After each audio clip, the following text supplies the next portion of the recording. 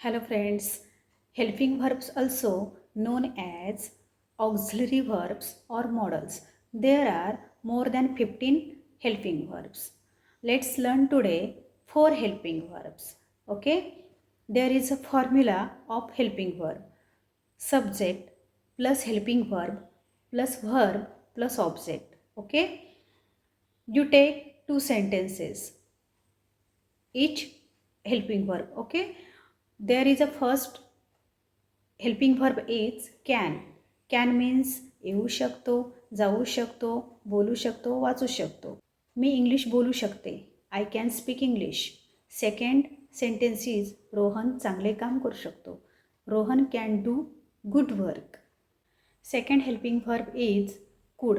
कुड मीन्स करू शकला, वाचू शकला, बोलू शकली.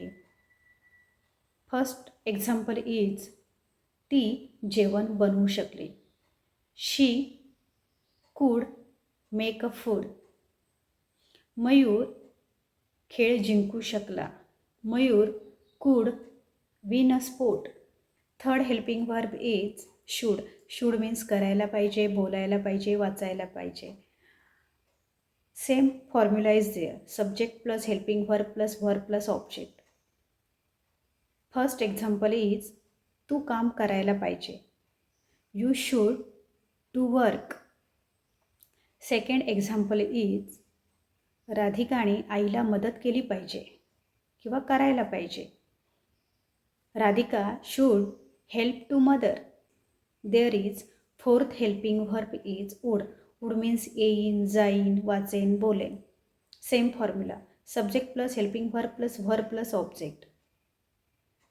बाबा उद्या खेळणी आणतील. Father would bring toys tomorrow. Monika उद्या तुला कपडे आणेल. Monika would bring for you clothes. Friends, if you like this video please like, share and comment करायला विसरू नका.